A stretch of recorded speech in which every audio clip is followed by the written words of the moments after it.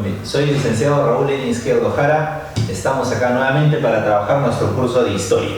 En esta ocasión vamos a hablar de historia universal. Estamos en la semana número 13 de nuestro material académico. Muy bien, Preuni nunca se detiene y tú tampoco. Por favor, siempre estudiando, siempre mirando hacia adelante y siempre con mente positiva.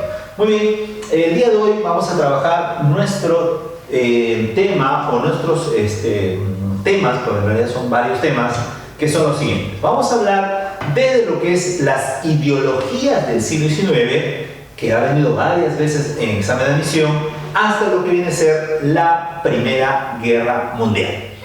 En esta primera parte, en esta primera sesión, lo que vamos a trabajar es, por este caso, las ideologías del siglo XIX y también acá en una segunda parte de la pizarra vamos a trabajar lo que es las revoluciones liberales del 30 y el 48. Vamos a entrar a las ideologías de la siguiente manera.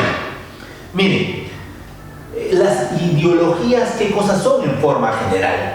Las ideologías son formas de pensamiento, son un conjunto de ideas, un conjunto de teorías, de parámetros sobre la realidad, sobre la sociedad, sobre la política, sobre la economía, que en determinado momento de la historia se van planteando.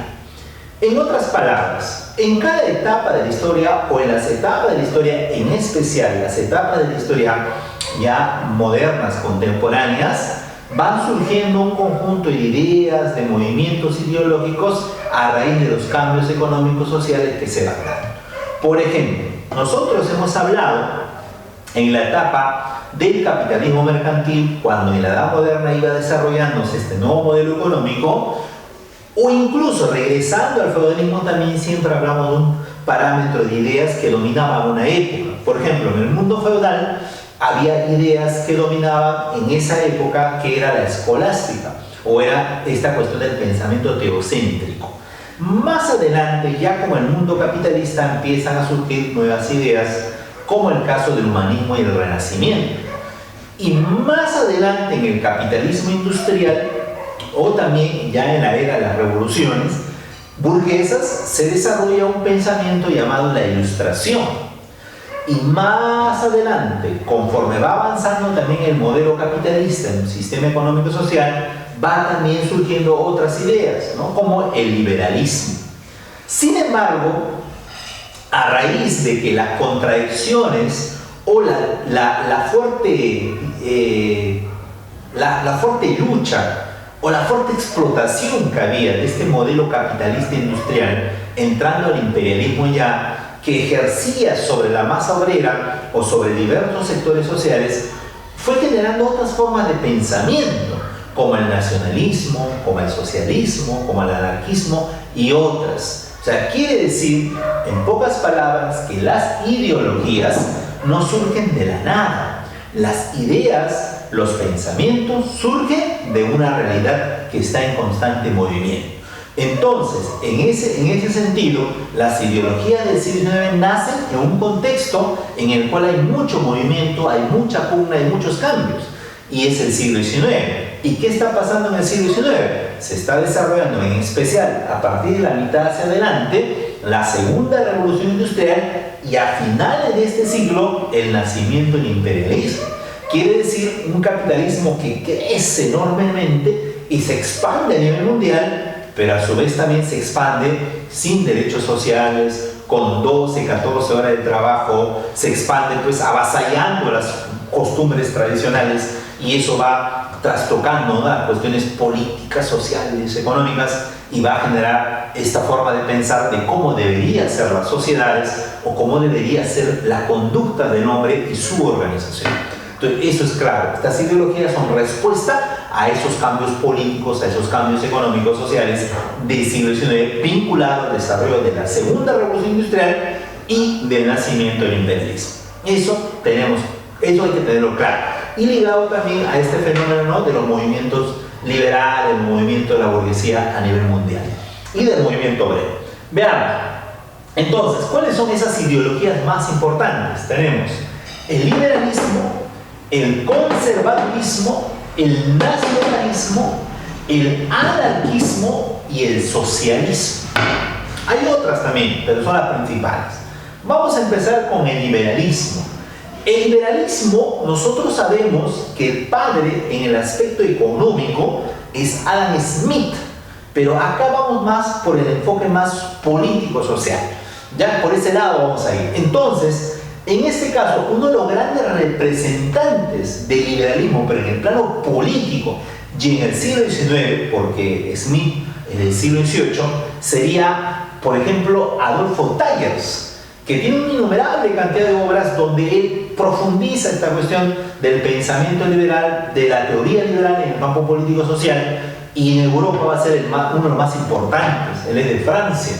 Y este liberalismo lo que plantea es la creación de los estados modernos, o los estados basados en la cuestión de la libertad del ser humano, basados en la Constitución. O sea, hay acá detrás toda una política constitucionalista, una política basada en los viejos principios de la Ilustración, de la libertad, la igualdad, la solidaridad, la justicia, y la creación de un Estado bajo esos parámetros.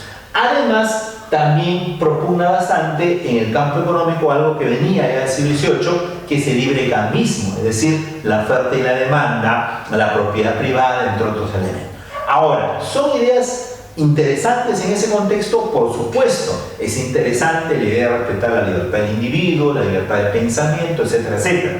El problema es que es retórico y es teórico, es decir, cuando uno va a la práctica no se cumple, y no se cumplió tampoco en esa época, porque los que dirigían los estados, es decir, las burguesías, simplemente esto lo tenían como letra escrita, pero a la hora de practicarlo no se desarrollaba. Y eso incluso llevando a la actualidad, porque en muchos estados tenemos esa tendencia liberal, como el estado peruano, la mayoría de estados a nivel mundial, lamentablemente letra muerta, ¿no? Estos días acabo de leer en las redes sociales que uno de los periódicos más importantes de Estados Unidos, hace un día, 2 días, acaba de plantear, uno de los periódicos más importantes de Estados Unidos, acaba de plantear una reflexión que obviamente ahora es más importante que nunca sobre nuestro modelo capitalista, ¿no? Y entonces planteaba al final, si no se corrigen ciertas cosas al interior del propio modelo capitalista, o sea, hay una consecuencia, ¿no? Y la consecuencia es, de alguna manera, la destrucción de la vida, ¿no? Y la destrucción del ser humano en este planeta, ¿no? Y además la destrucción también del propio planeta. Muy bien, entonces tenemos que esta es la ideología que estaba en esa época siendo la más importante, pero en la práctica tiene esas dificultades que no se han compaginado.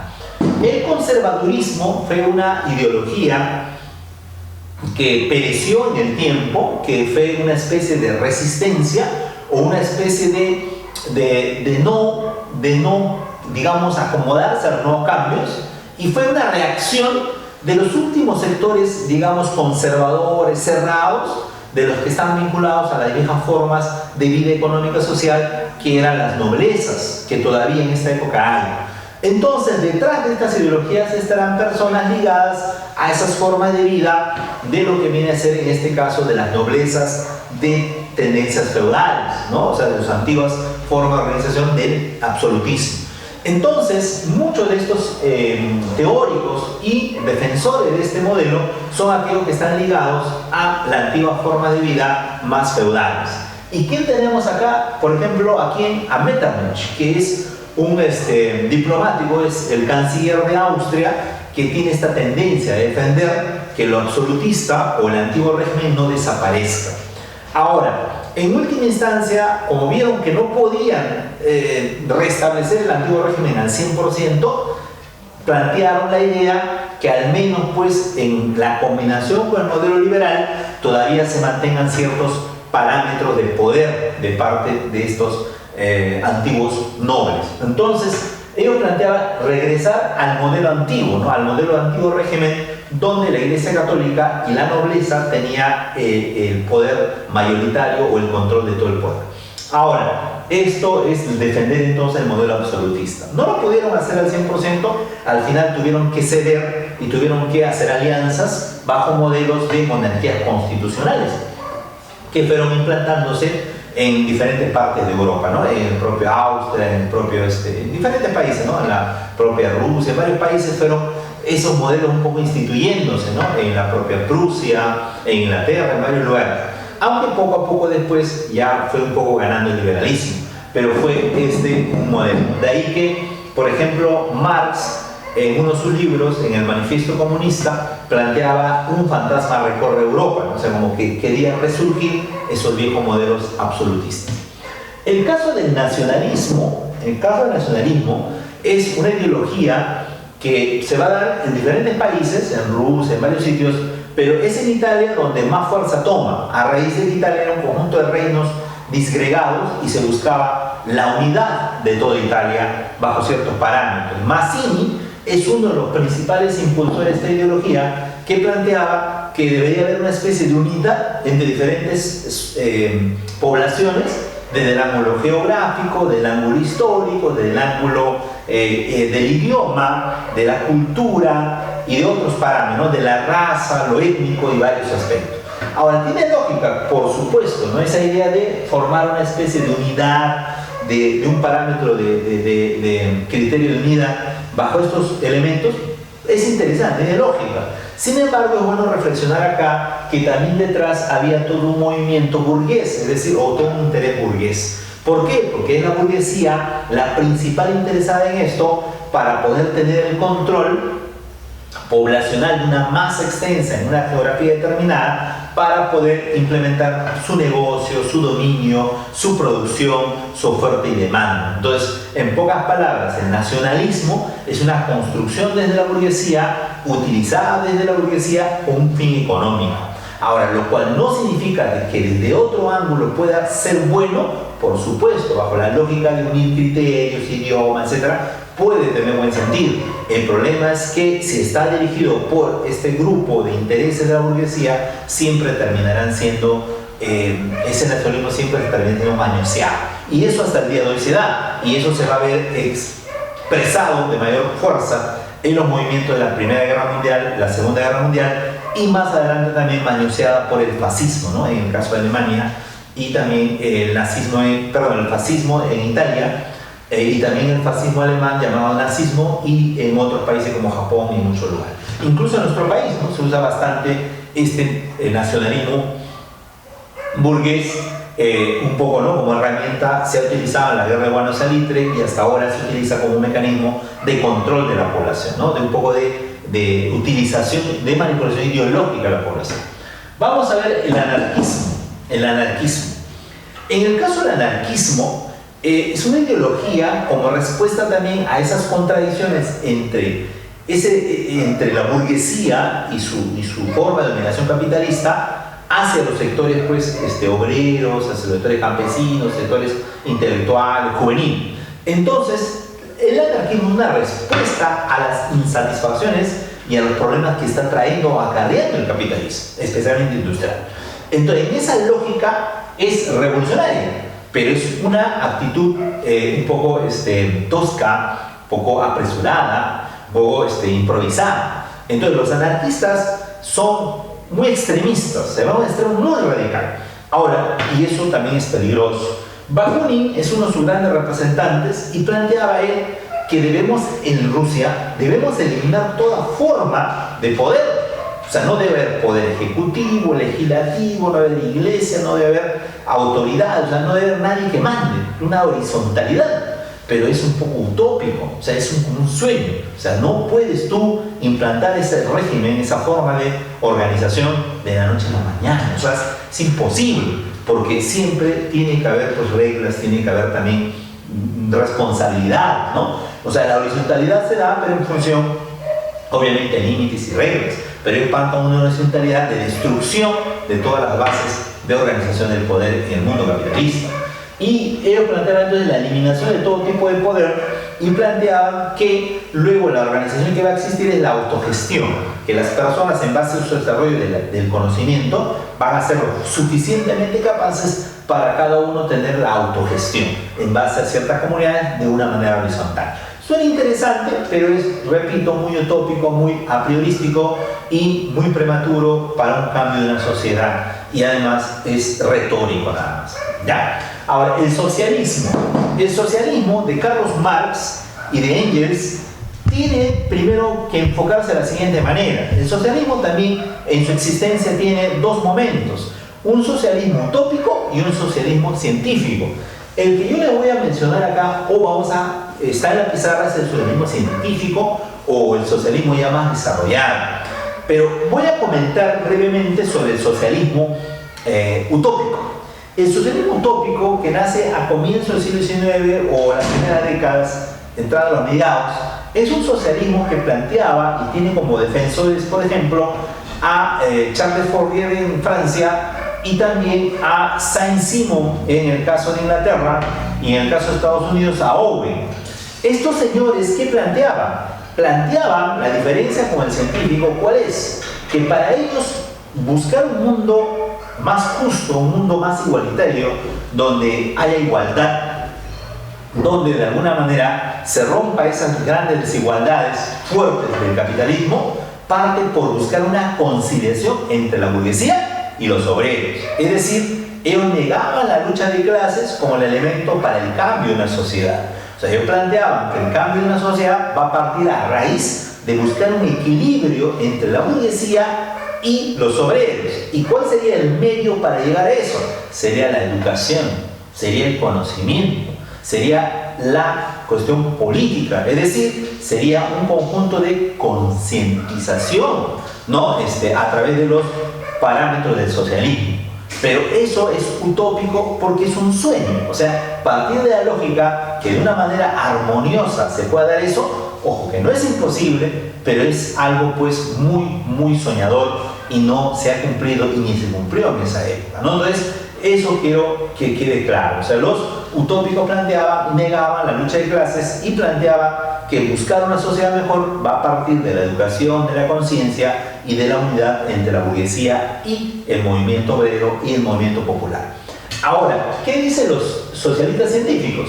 Que en realidad, basado en el análisis científico de la historia, la única forma que va a existir para que el socialismo se imponga al capitalismo o que el capitalismo llegue a su fin va a ser a raíz de grandes convulsiones sociales, y que eso ha sido parte de otras épocas también de la historia. Entonces, y ahí nos plantean como una de sus leyes Marx y Engels la lucha de clase social. Hasta el día de hoy no ha sido refutado porque la historia, porque la realidad demuestra ello, que de alguna manera los cambios sociales, queramos o no, parten de esa lógica de enfrentamiento, de esa lógica de contradicción, a raíz de que llega un momento en el cual el vaso se derrama y se dan estas convulsiones y se van imponiendo nuevas formas de organización y también de pensamiento. Entonces tenemos la lucha de clases como el motor de la historia y también la dictadura del proletariado como aquella base política para poder llegar al socialismo. Es decir, que es necesario que en determinado momento de transición hacia el comunismo, planteaban ellos, es necesario que en el socialismo los obreros y campesinos tengan la conducción de las decisiones políticas de una sociedad desde la manera dictatorial, pero no sentido dictatorial de someter, de abusar, ¿no? digamos, de transgredir derechos, sino entendida como una posición, digamos, de centralismo de decisiones. Es decir, que es el proletariado, los obreros y campesinos quienes tienen que decidir de una manera directa, ¿no? O sea, evitando este conjunto de burocracias y entrampamientos. Ahora ahí viene una cuestión un poco ya de la cuestión de que los que tomen esas decisiones tendrían que ser aquellos que estén más preparados, y ahí viene esta cuestión que en el seno de esos movimientos sociales exista la crítica, autocrítica, y siempre fue el constante recambio, ¿no? No es tan sencillo tampoco. Pero además lo que tenemos que pensar que son solamente propuestas, fueron ideas sobre cómo debería mejorar la sociedad. Y además recordar que no es algo terminado, ¿no? Entonces, ninguna de estas teorías en realidad. Entonces, todas estas teorías pueden nuevamente, pues, otros teóricos de la actualidad retomarlas, mejorarlas, ¿no? Y de acuerdo a cómo se relacionan con la realidad, unas serán aceptadas y otras serán rechazadas. O sea, lo que va a hacer que sean aceptadas es su concordancia con la realidad. Muy bien, vamos a pasar ahora a lo que vendría a ser las revoluciones del 30 y el 48. Ahora, ¿cómo entender las revoluciones del 30 y el 48? De la siguiente manera. La Revolución Francesa se da entre 1700, del año 1789, ¿ya? Que será la toma de la Bastilla, hasta 1799. O sea, que es un promedio de 10 años, o ya entrando a 1800. Luego, lo que viene es un segundo momento llamado la era napoleónica. O sea, en el primer momento se tumba el antiguo régimen, se da la guillotina, un conjunto de contradicciones y se impone un nuevo modelo más liberal.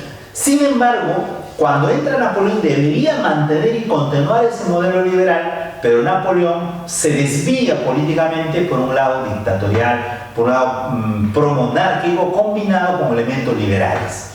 Entonces Napoleón como que detiene un poco ese desarrollo, ¿no?, liberal de la Revolución Francesa. O sea, aporta sí en algunos elementos del Estado, en crecimiento económico, varios aspectos aporta Francia, pero políticamente, ideológicamente, en el plano liberal, como que lo estanca. Más adelante, cuando Napoleón sale y se da esto de la restauración, Francia vuelve, ¿no?, a su tamaño original, ¿no?, pero Francia tiene un problema, que en Francia hay un problema de dirección. Entonces, eso va a permitir esa crisis que resurjan los antiguos elementos monárquicos o el antiguo representante de la monarquía. Y entonces ellos empiezan a, de alguna manera, un espacio para regresar a las decisiones políticas y el poder.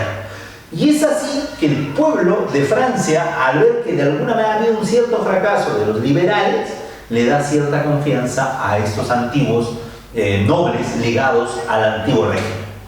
Y es así que empiezan a entrar al poder autoridades ligadas a lo que es la nobleza antigua.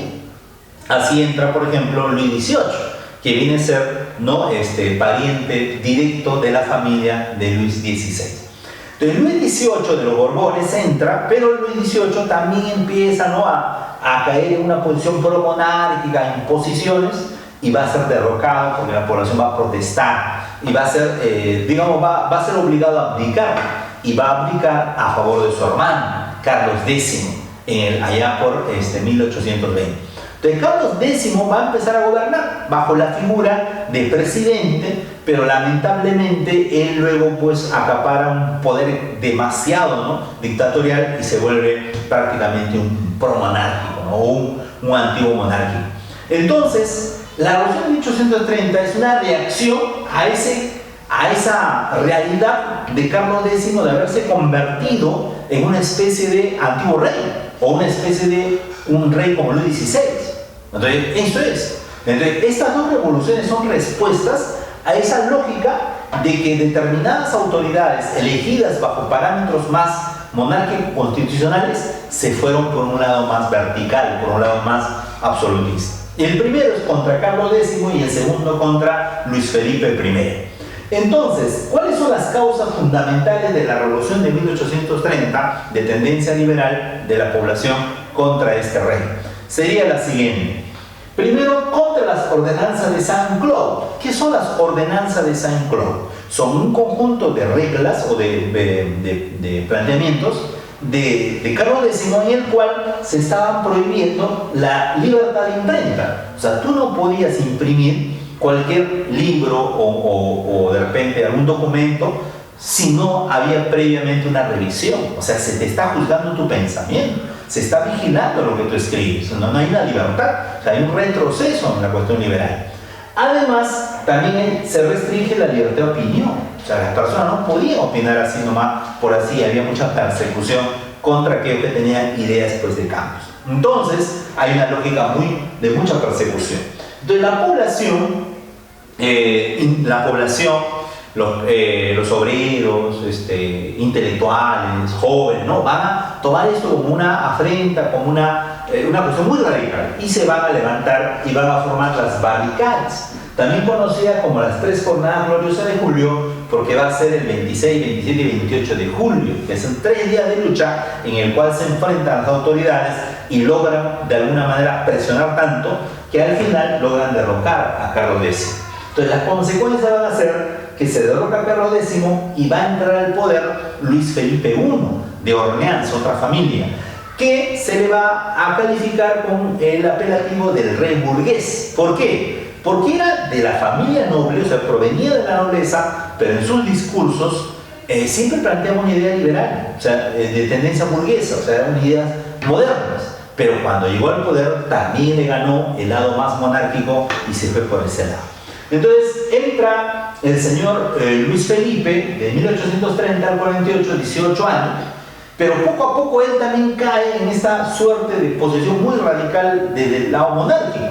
Y hay una ley que decreta, que prácticamente pues hace que la población no se vaya a la calle. ¿Y cuál es? La prohibición de banquetes. ¿Y qué eran los banquetes en esa época? Eran reuniones de jóvenes, de intelectuales, que trataban de discutir, de polemizar sobre las situaciones de la sociedad francesa y planteaban ideas, cambio, ¿no? Pero que eran vistas por el gobierno como algo peligroso, como algo subversivo, porque podía desencadenar movimientos de protesta contra el gobierno de turno. Entonces, a verlo de esa lógica, lo que decretó el gobierno es su prohibición de esta reunión. Entonces la población o los grupos vinculados a estas reuniones, más otros sectores, vieron en esto también una afrenta muy grave, ¿no? Una forma muy vertical, y se van a rebelar. Entonces va a surgir nuevamente las barricadas, que son un grupo de personas que van a salir a la calle, van a hacer disturbios, queman, destrozan. Pero acá algo curioso, ¿no? Que a esto muchos intelectuales como Marx, como Engels, le van a llamar la primavera de los pueblos. ¿Y por qué se le llama así? Porque a diferencia de la revolución de 1830, donde hay más en su lucha gente de tendencia liberal, en esta de acá hay tanto liberales y también mucha gente de tendencia nacionalista. O sea, esa nueva lógica, ya no solo liberal, sino esa idea del nacionalismo de Francia, ¿no? Fuerte. Pero sumado a eso hay personas también de tendencias socialistas. Utópicas todavía no se entiende, pero hay, ¿no? Socialistas. O sea, quiere decir que hay toda una gama de diferentes sectores e ideologías. Entonces es mucho más rico que la primera. Por eso es primavera de los pueblos, ¿no? Se nota una tendencia más hacia el lado popular. Ahora, y acá justamente es donde nace esta frase de Marx, que es un fantasma recorre Europa, que era la cuestión del absolutismo que cada iba tomando terreno. Ahora, ¿y cuáles son las consecuencias al final de este levantamiento? Que se logra derrocar al rey Luis Felipe I, el rey burgués, y se instaura la Segunda República del 48 al 52. ¿Por qué Segunda República? Porque a la Revolución Francesa de 1789 al 99 se le llama la Segunda República porque de alguna manera hubo, con todos sus errores, una especie de instauración de un modelo más liberal, más republicano. Y la época de Napoleón, como un estancamiento, se le conoce como lo que sería ya la etapa imperial, donde Napoleón se fue por un lado imperial. ¿Ya? Y entonces acá la Segunda República como un segundo momento de expresión de lo liberal, de las ideas de libertad, etcétera, etcétera. Ahora, pero duró 4 años, dirigido por Lamartine, que era de tendencia republicana, y decretaron, por ejemplo, ellos lo que era el sufragio universal masculino. O sea, era que todos los varones podían votar, pero con algunas restricciones, pero de todas maneras hay un avance. ¿Ya? Ahora, ¿cuál fue lo negativo de esto al final? ¿Qué pasó? Cuando se fueron a elecciones, eligieron a Napoleón III, el sobrino de Napoleón, como presidente, porque había todo un recuerdo, también añoranza del antiguo Napoleón, de sus aspectos positivos, y se le da esta confianza. Pero Napoleón III también traiciona esas confianzas y también se desvía por un lado vertical, convirtiéndose en un dictador. Y ahí surge el Segundo Imperio, del 52 al 71-72, 20 años de gobierno de Napoleón III. Entonces, moraleja de esto es que en Francia, si bien es cierto, en la Revolución Francesa se tumba a la nobleza feudal y antiguo régimen y se instaura más por un lado el gobierno liberal, pero acá es bueno precisar que eso no fue tan sencillo así, sino que la instauración del liberalismo en Francia demoró un promedio de 80 años, ¿no? Incluso más allá todavía de Napoleón III. Entonces hay que tenerlo claro. Muy bien, chicos, entonces hasta ahí sería esta primera parte de la semana 13, que era las ideologías del siglo XIX y en este caso las revoluciones liberales del 30 y del 48, que luego nos van a ir a llevar a otra temática que es la segunda revolución industrial. Ahí nos quedamos, chicos. Muy bien, continuando con la semana 13, tenemos ahora, muchachos, nuestro tema, la segunda revolución industrial y la primera guerra mundial. Muy bien, entonces, ¿cómo vamos a enfocarnos? Seguimos en el siglo XIX. La segunda revolución industrial se va a dar desde mediados del siglo XIX hasta el inicio del siglo XX, vale decir la Primera Guerra Mundial. Ahora, esta segunda revolución industrial, a diferencia de la primera revolución industrial, tiene varias, y una de las principales es que ahora no hablamos de un rubro, sino de una cantidad de rubros en el cual se va a desarrollar. Además, ya no hablamos de un solo país, sino hablamos de un conjunto de países que empiezan a entrar en esta línea de desarrollo industrial. Ahora, ¿cómo vamos a enfocarla de la siguiente manera? Primero, ¿cuáles son aquellas causas que nos llevaron hacia la segunda revolución industrial? La primera es justamente toda la experiencia de una primera revolución industrial, básicamente en Inglaterra, pero que sienta las bases para que pueda ser imitada y desarrollada en otros lugares. La segunda es las unificaciones nacionales, es decir, que hay muchos países que a raíz también de la lógica de las ideologías, como el nacionalismo y otros, empiezan a desarrollar sus unificaciones políticas. Por ejemplo, ¿qué países? Alemania, Japón, Italia, la propia Francia, ¿no?, que tenía problemas internos, y un conjunto de países que empiezan a darse esa estabilidad política, y eso va a ser importante para que puedan, pues en este caso, promover y financiar este proceso industrial. También las nuevas tecnologías y el desarrollo también de nuevos inventos o nuevas energías van a permitir también el impulso de mayor producción. Son muy importantes, ¿no?, la electricidad, el petróleo y nuevas formas, ¿no?, de producción. A nivel de las características, hay una gama de características, pero una de las principales es los nuevos rubros. Siendo ahí el principal rubro ahora de toda esta época la siderúrgica y especialmente la industria del acero, ¿no?, que va a ser para las máquinas, los barcos, los aviones, etc. Y el acero es algo que nace a la raíz del hierro más otros elementos. El acero no es natural, es una aleación. Entonces, esto va a ser importante, lo siderúrgico. Pero a eso podemos agregar la industria farmacéutica, automotriz, petroquímica, del caucho, entre otros. O sea, hay una variedad, incluso de alimentos, una variedad y una diversificación, siendo la siderúrgica la principal. Hay nuevos países, ¿no?, como les comentaba, Estados Unidos, Alemania, Francia, Italia, Japón, Bélgica, entre otros. Y acá te pueden preguntar, y han preguntado también, ¿cuál es el principal país que destaca en la segunda revolución industrial? Sería, ¿cuál es el país que es, digamos, el principal de la segunda revolución industrial? Estados Unidos. Sin embargo, ahí hay una especie digamos, de debate. ¿En qué sentido? En el sentido, o aclaración, que si nos preguntan a nosotros cuál es el país, digamos, la principal potencia de la segunda revolución industrial, Estados Unidos, ¿correcto? Ya. Pero si a nosotros nos preguntaran cuál es el país más novedoso en el desarrollo de lo que viene a ser la segunda revolución industrial, o cuál es aquel que en su interior se nota algo especial en su desarrollo de tecnologías y de desarrollo industrial, sería Alemania. ¿Ya? Alemania. O sea, a nivel de decir potencia como Estado, en forma general, Estados Unidos. Pero si vamos básicamente en la cuestión netamente de la industria o de las cuestiones de producción, tecnología, novedosa, como aquel que es especial, es Alemania. Alemania, en ese plan. Pero si hablamos ya como Estado militar, en todos los aspectos, Estados Unidos.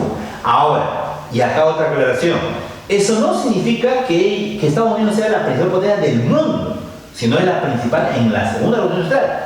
Pero en el mundo sigue siendo todavía Inglaterra, que venía desde la primera revolución industrial, pero sigue siendo todavía potencia, la principal del mundo, porque va a eso cambiar después de la Primera Guerra Mundial, donde Estados Unidos lo va a desplazar. ¿Ya? Lo va a desplazar. Entonces, principal potencia de la segunda revolución industrial, Estados Unidos. Pero el país que es digamos, que marca acá una cuestión especial, destaca, ¿no?, especialmente en la parte tecnológica, en la parte de innovaciones, es Alemania. Ahora, ¿cuáles son los nuevos inventos? una gama de inventos, ¿no? Por ejemplo, el teléfono Graham Bell, vamos a unos 4 o 5, ¿no? Teléfono Graham Bell. Por ejemplo, ¿quién no ha escuchado la penicilina, ¿no? Con Alexander Fleming en el campo de la medicina. Los motores a combustión, está ahí Rudolf Diesel, ¿no? Rudolf Diesel, ¿no? Ahí van 3. Por ejemplo, tenemos el aeroplano, los hermanos Wright, ¿no? En el aeroplano. Por citar, a ver, otro, por ahí tenemos, por ejemplo, tenemos, por ejemplo, en el cinematógrafo, ¿no? Que es la base para el cine. Están los hermanos Lumière, y así un conjunto, ¿no? de inventos nuevos y de diferentes rubros que marcan también una nueva época. Tenemos nuevas materias primas. Recuerden, la primera era básicamente lo que era el carbón,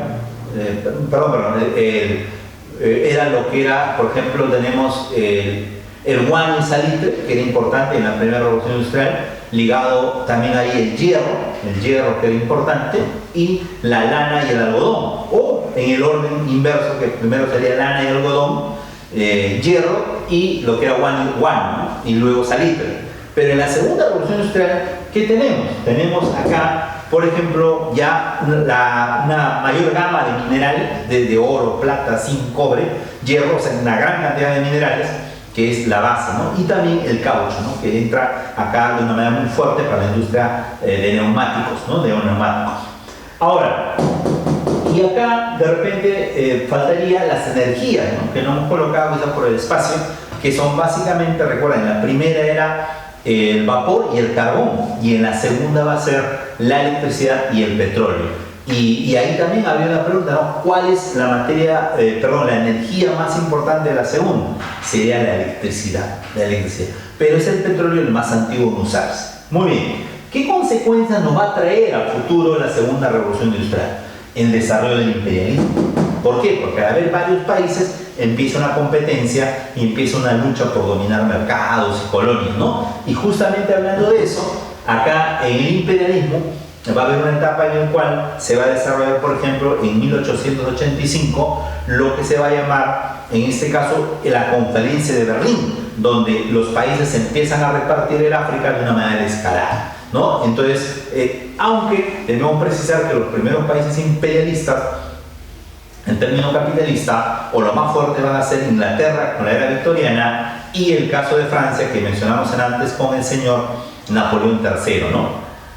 Que en ese aspecto lo va a llevar por el imperialismo. Y tenemos la expansión de capitales, ¿no? Que es la principal característica del imperialismo, donde ahora estos burgueses ultramillonarios y estos países también como estados van a llevar su capital, van a llevar su aparato de capital a países subdesarrollados para producir y ahorrar costos, ¿no? Por ejemplo, entonces, la segunda revolución industrial, así como el imperialismo, entonces, ¿qué es lo que va a generar como consecuencia de esa expansión de capitales, de esa pugna dentro del imperialismo entre las diferentes potencias y las burguesías que han ido creciendo? La Primera Guerra Mundial. En esa línea, ¿qué es lo que tenemos que entender entonces? Que la Primera Guerra Mundial no es un conflicto entre países promovido pues por la matanza del archiduque o por un odio entre Alemania e Inglaterra, no, sino es una guerra que tiene como causa principal la cuestión de la ambición, la expansión de las burguesías que utilizan el nacionalismo como simplemente una cuestión retórica o un elemento de manipulación y utilización del pueblo para enfrentarse, pero que en el fondo su verdadero interés es el petróleo, los minerales, el caucho, la mano de obra, las rutas y toda esta cuestión. Entonces, eso que quede claro. O sea, la guerra, la Primera Guerra Mundial, la Segunda Guerra Mundial, en realidad todas las guerras responden a intereses netamente económicos. Y toda la cuestión nacionalista, eso es una cuestión simplemente de manipulación ideológica. Veamos. Tenemos entonces acá las causas de la Primera Guerra Mundial, que son unas 4 o 5. Vamos a mencionar algunas de las más importantes. La primera, el afán imperialista. ¿Qué es el afán imperialista? El afán imperialista es todo este conjunto de luchas, de broncas que empezó a haber entre diferentes burguesías, digamos, del mundo, por las rutas, por las materias primas, por lo que viene a ser en este caso, por la mano de obra barata, por controlar colonias, países que tienen materias primas. Ese es en el fondo, ¿no? la principal causa de la guerra. Segundo, el ultranacionalismo. Cómo se utilizó este chauvinismo, este nacionalismo, para poder generar bronca, ira entre los países. En Francia, en Inglaterra, en Alemania, en Rusia, se utilizó el nacionalismo como herramienta de odio, de llevar a los pueblos a pelear, ¿no? Entonces, porque ¿quiénes van a pelear? Los pobres. Pues los ricos no van a pelear, son el pueblo quienes pelean. Ahora, tenemos también la formación de alianzas, ¿no? O sea, antes de la guerra se fueron formando un conjunto de alianzas que iban demostrando que tarde o temprano esta guerra se iba a dar. O sea, esta guerra fue provocada, no nació fortuitamente. ¿Cuáles son? Tenemos la triple alianza que está integrando a Alemania, Italia y Austria-Hungría. Y por el otro lado, la triple entente, Inglaterra, Francia y Rusia. La pregunta es, ¿por qué acá Italia está en un círculo verde y por qué Rusia también? Porque Italia se va a retirar de este grupo. Y se va a retirar al tener discrepancias territoriales con Austria, de su propio grupo. Y el punto no es que solo se retira, sino al final se une al otro grupo. Y en el caso de la triple entente, Rusia también se retira a los finales, pero por otra motivación, que es que al interior de Rusia surge una revolución de tendencia más socialista. Nos referimos a la revolución rusa dirigida por Lenin. Entonces ellos se retiran porque la guerra era imperialista, burguesa, y su revolución es proletaria, una revolución socialista. Entonces se retiran para dedicarse al desarrollo y la construcción de su modelo económico social.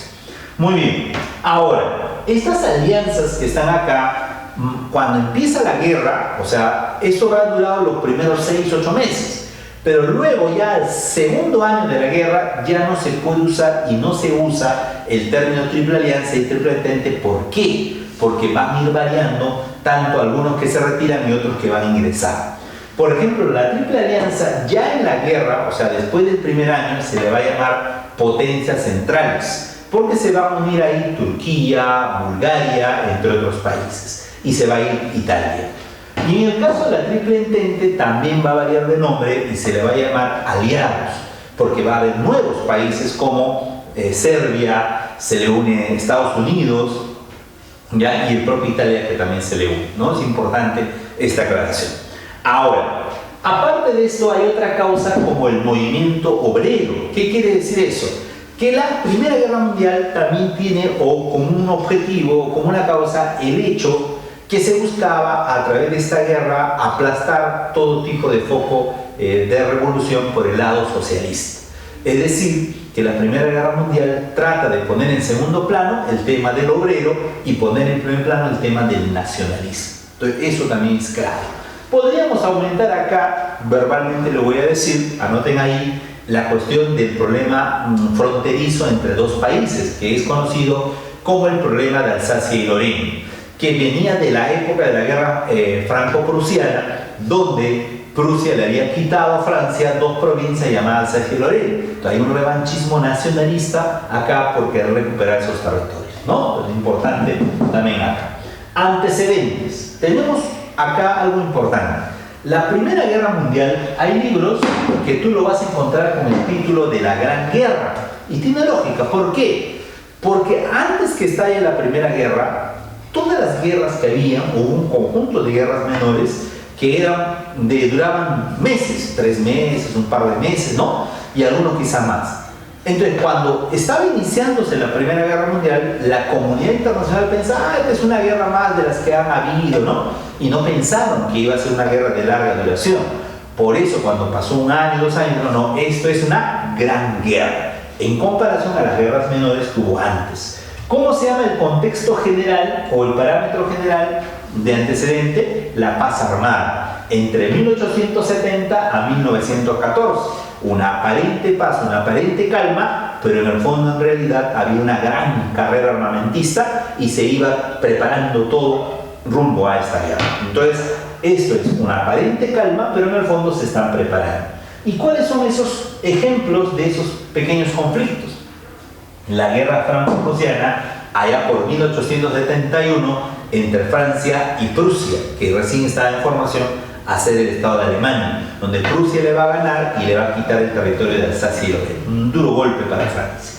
Tenemos la guerra de los Boers en el año 1901, donde es una guerra en Sudáfrica entre el Estado inglés y el Estado holandés por los territorios de esa parte, porque había diamantes, había mucho oro, y al final gana Inglaterra y los Boer, que son descendientes holandeses, son arrinconados a territorios muy pequeños, ¿no? Entonces, y se impone Inglaterra.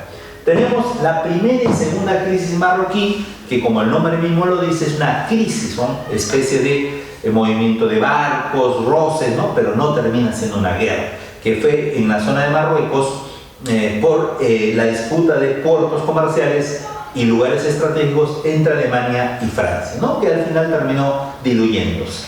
Tenemos la guerra ruso-japonesa en 1905 por cuestiones territoriales entre Rusia y Japón, que terminaron con una sorpresa. Muchos pensaban que iba a ganar Rusia, como había sido en el pasado, pero Japón logra ¿no? imponerse a Rusia, ¿no? Arrebatándole algunos territorios y una zona muy rica de materia prima en Manchuria. Tenemos también, esto va a provocar dentro de Rusia una crisis, que es la matanza de Petrogrado, San Petersburgo, que es cuando la población de Rusia, a raíz de estos problemas del Estado zarista, se rebela contra el zarismo, pero va a ser duramente aniquilado, duramente reprimido, la matanza de San Petersburgo, que también es un antecedente más adelante para la Revolución Rusa. Tenemos la primera y segunda guerra de los Balcanes, es decir, dentro de esa zona de los Balcanes va a haber un conflicto. El primero va a ser entre una liga balcánica, que son los ex países que formaban parte del Imperio Turco, que son Bulgaria, Rumanía, Serbia y Grecia, contra Turquía, que quería retomar el control, que termina con la victoria de la Liga Balcánica. La segunda es un enfrentamiento más entre Bulgaria y Serbia por disputarse o tener control hegemónico de los Balcanes, pero detrás de ellos, ¿quiénes están? En el caso de Serbia estará Rusia y en el caso de Bulgaria estará Austria y Hungría. O sea que en el fondo es una guerra entre Austria y Rusia por controlar los Balcanes, ¿no? Importante, que al final terminó también, digamos, prácticamente en stand-by, no se pudo dar. Y tenemos el problema de Bosnia-Herzegovina, que era una provincia entre Serbia y Austria, dado que una parte de Serbia era de antigua Austria. Y el problema de Bosnia-Herzegovina es entonces un problema entre Serbia y Austria-Hungría. ¿Por qué? Porque una parte del territorio de Serbia había sido antiguamente parte del Imperio Austrohúngaro. Luego, cuando se independiza Serbia, eso había quedado en stand-by, es decir, no se había resuelto a dónde iba a pertenecer Bosnia y Herzegovina. O sea, en pocas palabras, eran provincias que no estaban definidas a nivel de un tratado claramente a dónde iba a pertenecer. Algo así como el caso peruano, cuando se logra la independencia, habían provincias que no estaban bien determinadas y había un reclamo de la Gran Colombia y luego de Ecuador, lo que sería la parte de Tumbes, Jaén y Maynas, ¿no? Es importante. Ahora, y acá empezó a haber una gama de enfrentamientos, así, matanzas en esa zona, una matanza muy fuerte en 1908 hacia adelante. Entonces, a raíz de esto también se va a dar luego la matanza del archiduque de Austria cuando visite Sarajevo en Serbia y lo van a matar grupos nacionalistas de Serbia, ¿no? Y que es al final el pretexto para la guerra. Muy bien, entonces todo esto es antecedente. Ahora, ¿cómo fue el proceso de la guerra y cómo empieza? De la siguiente manera. Primero, miren el mapa, tenemos acá, de rojo están las potencias de la Triple Alianza, o llamadas después las potencias centrales con la incorporación de otros, que sería en este caso Alemania, Austria-Hungría e Italia. Pero ustedes dirán, ¿por qué Italia está luego también de verde, ¿no? Porque al final se pasa al otro grupo, ¿no? Y que ya no se va a llamar Triple Entente, sino se va a llamar los aliados. Y el caso de verde sería la Triple Entente, en el caso de Inglaterra, Francia y Rusia, ¿no? Rusia, eso es importante. Y esta línea blanca significa la zona de enfrentamiento más importante, donde Alemania ataca la zona de Francia, Inglaterra y la parte de Rusia, ¿no? Es la principal zona de conflicto, digamos. Ahora, entonces, ¿cómo empezó la guerra? De la siguiente manera. Recuerden, cuando se da la matanza del archiduque, que fue en Sarajevo, de Austria-Hungría, inmediatamente, ¿quién reclama? Empieza el reclamo de lo que viene a ser en este caso Austria-Hungría. Austria-Hungría moviliza sus tropas y le declara la guerra a Serbia. En ese sentido, o en esa línea, ¿quién entra a la guerra? Entra Rusia. a defender a Serbia porque hay una alianza entre Rusia y Serbia. Y Rusia le declara la guerra a Austria-Hungría, ¿no? En ese sentido, en esa lógica, ahora interviene Alemania. Y Alemania también le declara la guerra a Rusia, por un lado, y le declara la guerra a Francia, de pasadita por el problema que tiene. Entonces, ahí empiezan digamos, la discrepancia, la pugna. Pero al final, Alemania no termina atacando directamente a Rusia ni a Francia. Va a atacar a Francia, pero no por ahí, sino ingresa por la zona de Bélgica. Y de paso también obviamente la destruye. Pero la destruye por la cuestión lógica de ser el camino, ¿no? Pero además la destruye también para provocar a Inglaterra, dado que por la zona de Bélgica tenía muchas relaciones comerciales con Inglaterra. Entonces Alemania está avasallando por ahí y luego va a querer entrar hacia Francia, pero va a ser detenido. Ahora, en la guerra hay tres fases, que es la primera guerra de movimientos, la guerra de posiciones y la segunda guerra de movimientos o los movimientos finales. La primera guerra de movimientos es de 1914 al 15. La guerra de posiciones todo el 16 y parte del 17. La segunda guerra de movimientos o los movimientos finales es una parte del 17 y el 18. Ahora, ¿qué es lo que ocurre acá? En el caso de la primera guerra de movimientos, tenemos, por ejemplo, la batalla de Marne, que se va a dar en la zona de Francia, cuando los alemanes intentan entrar a Francia, pero son detenidos ahí en la frontera. Entonces hay una victoria francesa sobre Alemania. Alemania le va muy mal. Entonces acá es frenado Alemania. Luego Alemania ataca a Inglaterra, pero también va a ser frenado en el combate de Jutlandia. No le fue bien. Entonces hay primeras derrotas de Alemania. O sea, Alemania va a ganar la zona de Bélgica, Dinamarca, por ahí. Pero cuando va hacia la parte de Francia e Inglaterra no le fue muy bien. Entonces, y acá quiero comentarles, ellos tenían una operación que se llamaba la Operación Schlieffen, que lleva el apellido de un general alemán que planteaba terminar la guerra en 80 días. Al final se pasó como 4, casi 5 años. Entonces, van pasando los meses y no le está yendo bien a Alemania. Entonces, Alemania plantea ir hacia Oriente y va hacia Rusia. Y como Rusia venía de una debilidad de sus problemas, de algunas rebeliones, no supo enfrentar muy bien Rusia. Y es así que ahí en Rusia sí le va a ir bien a Alemania. Y se va a dar la batalla de Tannenberg y Lago Masuriano, donde Alemania va a ganar. Se va a dar un conjunto de 500.000 muertos ahí, hay una baja muy fuerte para ambos bandos, pero más para Rusia, que va a desencadenar una debilidad tan fuerte que más adelante va a permitir que los bolcheviques derroquen, en este caso, al zarismo de Nicolás II. Muy bien, entonces esto es importante. O sea, como que el primer año, al comienzo le fue muy mal a Alemania, pero en los últimos meses como que un poquito se compone en el caso de Rusia. Italia se retira y se pasa al otro lado. Bueno, y así entramos ya al segundo o tercer año, la guerra de posiciones. Se le llama así porque los bandos se acomodan de una manera más eficaz, cada uno en su sector, en el frente occidental y frente oriental. Este es el frente occidental y este es el frente oriental. Acá se da la guerra de trincheras, que es una manera de lucha en el cual le debe desgastar al enemigo, que va a ser desarrollada por Francia, pero luego también trabajada por Alemania, que consistía en distribuir las tropas de la siguiente manera. Se hacían zancas con sacos de arena y púas de alambre y se hacían a cada cierta distancia. O sea, cuando tú atacabas al enemigo, derrotabas una trinchera, pero luego a 100 o 500 metros había otra, y más allá otra, de tal manera que tú podías ganar la primera línea, pero te ibas desgastando conforme avanzabas. Y mientras ese ejército, sus trincheras resistían más, debilitaban al enemigo. Y en este caso le fue mal a Alemania. ¿Por qué? Porque Alemania no tenía muchas colonias y no estaba muy abastecida. En cambio Inglaterra y Francia en especial, que está acá, tenía mayor cantidad de colonias, ¿no? Muy importante eso. Ahora, entonces la guerra de trincheras permitió que Francia prácticamente derrote a Alemania en varias batallas. Somme I, que es la más importante porque es la más sangrienta, murió 1 millón de personas. Tenemos Verdún 1, Verdún 2, la batalla de Ypres, entre otras batallas. Todas victorias de Francia. Y Alemania pierde. Entonces Alemania empieza a desarrollar una nueva estrategia que es la guerra submarina.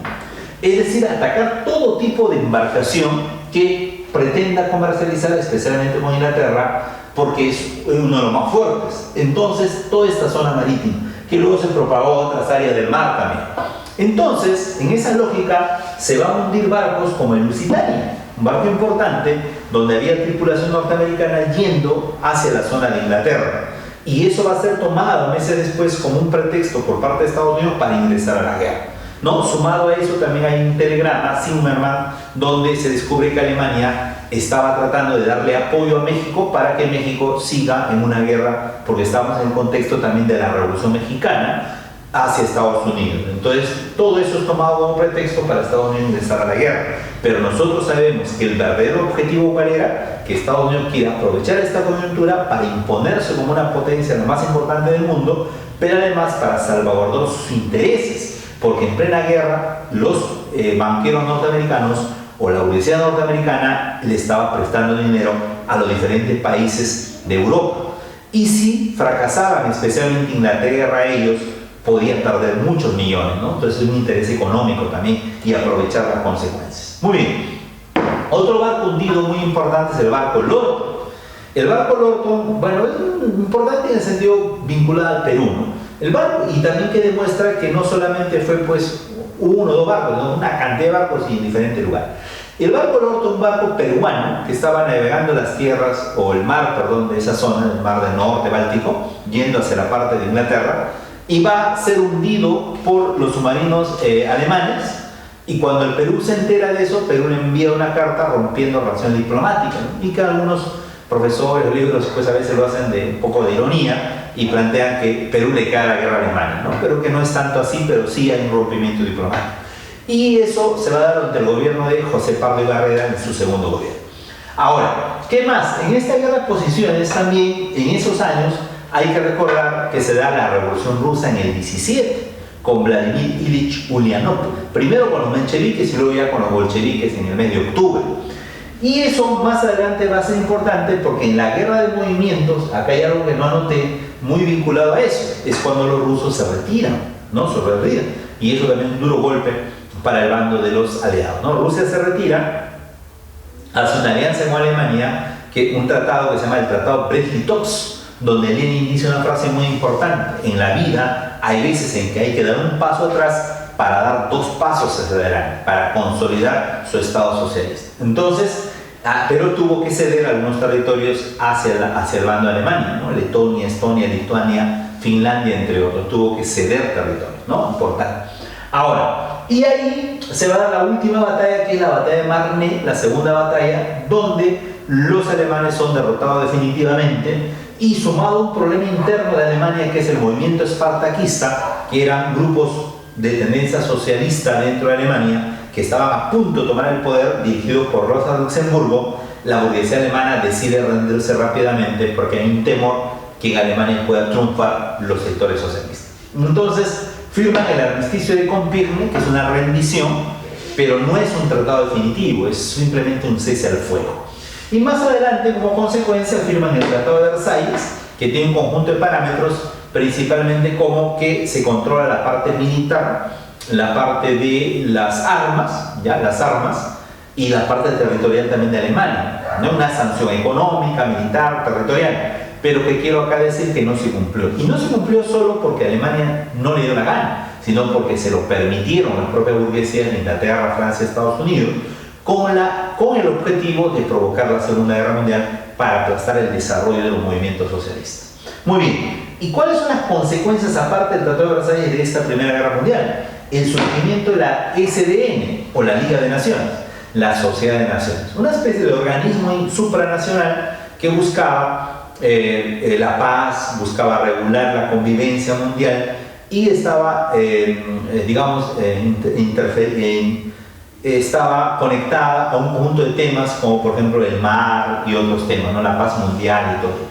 Ahora, uno de los pioneros para eso era el presidente Wilson de Estados Unidos, con sus 14 puntos.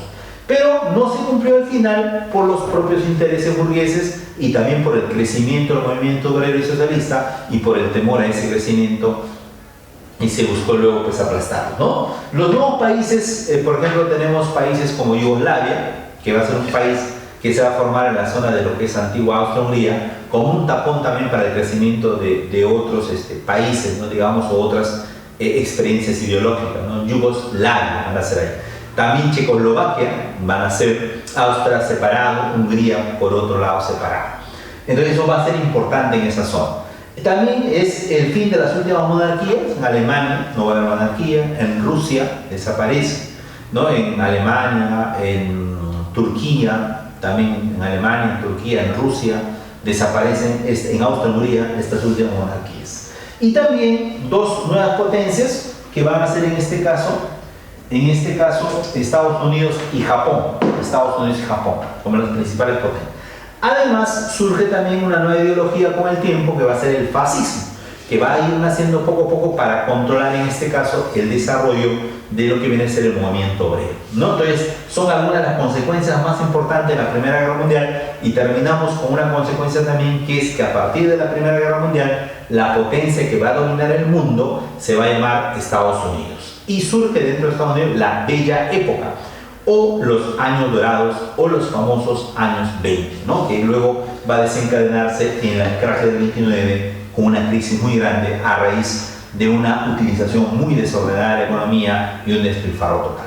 Chicos, ahí nos vamos a quedar en todos estos temas que nos inviten a reflexionar cómo la historia va avanzando, poco a poco, lo económico, lo social, lo político, y cómo van desencadenándose conflictos, contradicciones, ideologías, y cómo eso hoy día también se repite. Los cambios económicos, sociales y políticos nos van generando pues nuevos pensamientos, nuevas posturas y nuevas posibilidades de cambio. Entonces, crisis del COVID y todo esto nos debe llevar a la reflexión de pensar qué está pasando con este modelo capitalista y qué debemos hacer. Chicos, hasta ahí sería la clase, y los invito a estudiar y siempre hacia adelante. Muchas gracias.